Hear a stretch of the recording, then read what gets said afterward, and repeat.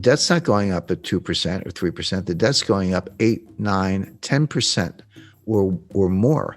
The U.S. had a $1 trillion baseline budget deficit, $1 trillion per year deficit for fiscal 2020 pre-pandemic. The Congress threw $3 trillion of emergency aid on top of that. And I'm not even criticizing all those programs. I mean, the payroll protection plan loans, the extended unemployment benefits, the increased unemployment benefits. Imagine where we'd be if we hadn't done that. But that aside, debt is debt. They piled $3 trillion on top. Now, this is going to take the U.S. debt to GDP ratio up to 135%. It was 106% when Donald Trump was sworn in. It's close to 130% today. Because remember, you got two things going on. It's a debt to GDP. So debt's your numerator and GDP is your denominator, right? Well, what happened? Well, the denominator shrank. This got smaller and this got bigger. So what happens to the ratio? It blows up. So now it's 135%.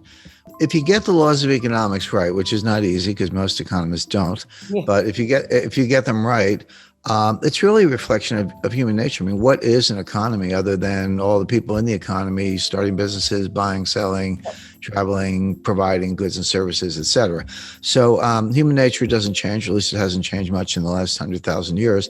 So the fundamental laws of economics don't change either, but circumstances change, facts change, and that's important. Now, to answer your question, Kerry, you're right. There is a school of thought, a growing one, an influential one, that the debt doesn't matter. It's like, well, wait a second. So what? So the debt to GDP ratio went to 135%, which it did. Who cares? Well, what's wrong with it? 180%. We got issues. We got problems. Print up the money and monetize the debt and spend it and keep going. What is the problem? This comes under the banner of something called modern monetary theory, MMT. It's flawed, it's wrong, but it's got its followers, and those followers are now in the White House because one of the things Joe Biden had to do to get elected was to make peace with the Bernie Sanders wing of the Democratic Party. They take the view that if the Treasury didn't spend the money, how would anybody make any money? That's ridiculous, but that's what they say. They say, hey, when the Treasury spends money, what do? Well, they build aircraft. They have benefit programs. They have government contracts. They do whatever they do. But when the Treasury gives you the money, you take the money and you spend it on somebody else, goods and services, go out to dinner, have subcontractors, whatever it might be. That's the real source of money. They also take the Treasury and the Fed and they merge them. Now, that's not legally the case. The Treasury and the Fed are separate institutions. The Treasury is just part of the executive branch, and the Fed is an independent agency. And the Federal Reserve banks are actually privately owned. That a lot of people know. Some people know that, some people don't. But the Federal Reserve banks are privately owned by banks in the districts, so Citibank, Bank of America, et cetera. So they're completely separate. But the theorists ignore that and say, no, the Treasury needs to spend money because that's how the economy grows. And the Fed can monetize the debt. So you spend the money you don't have, you borrow to cover it, you issue bonds to cover the borrowing. And if the market wants to buy the bonds, fine. But if not, the Fed can buy them and put them away on the balance sheet, wait 30 years and collect the money. What's the problem? Who cares about the debt to GDP ratio? It's kind of a statistical abstract, but why should that stand in the way of using money to solve our problems, which are free healthcare, free childcare, free tuition, forgiveness of student loans? That's a $1.6 trillion ticket, by the way. And look, everyday readers and investors, there's no reason they should know all this stuff. This is total inside baseball.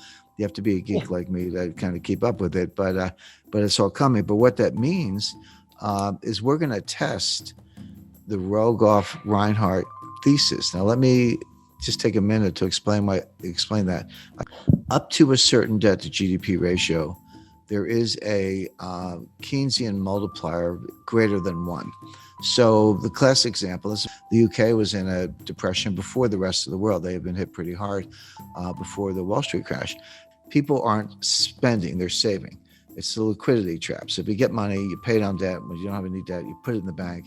Whatever you do, you don't spend it. You hoard cash. Or people were buying gold. They were accused of hoarding gold, et cetera. But what they weren't doing was spending.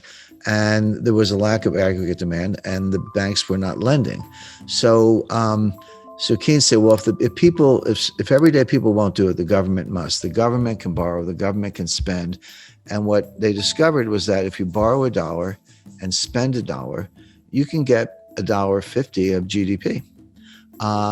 Now, there's a separate debate as to whether that's actually incremental or whether you're just pulling growth forward. But so what? Even if you are pulling growth forward, maybe that's what you need to do when you're in a liquidity trap. But there's a problem. He called it the general theory of employment, interest, and money. But it was actually a special theory. I think he had a little Einstein in me because of the general theory of relativity. But it's actually a special theory, which means it's a theory that works in a set of circumstances, a set of conditions. The conditions where it works are you're either in a recession or just coming out of one. You have excess capacity and labor and industrial capacity, and you have very little debt. In those circumstances, you can borrow $1, spend $1, and get more than $1 GDP. The problem is that extra GDP you get for the borrow and spend, it goes down as the debt to GDP ratio goes up. What Reinhart and Rogoff discovered is that at 90%, you go through the looking glass. Your payoff is now less than $1. You borrow $1, you spend $1, and you only get 90 cents of GDP or 95 cents, et cetera. So now, not only are you not getting your dollar's worth for the borrowed dollar or something more, which you did at lower levels, you're getting less than $1. So now what's happening? You're borrowing $1, you're spending $1, you're not getting $1 of GDP, but you are getting $1 of debt, which means your debt to GDP ratio is going up and the 90% is getting worse. And I just mentioned the United States is at 135%.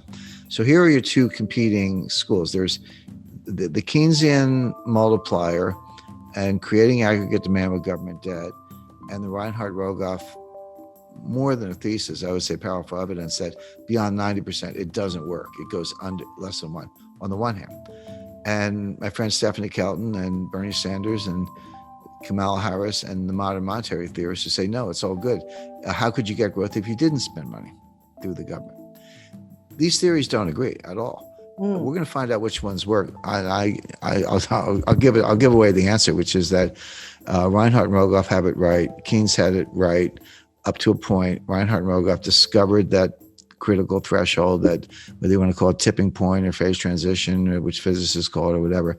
The modern monetary theorists think the opposite, and we're going to find out. But what it means if Reinhart and Rogoff are right, and I'm right, and Keynes was right, the more you borrow, it's actually a headwind to growth. Now you get just as up to the threshold, you got more and more and more. Oh, sorry, at a low level, you got more, but then it went down.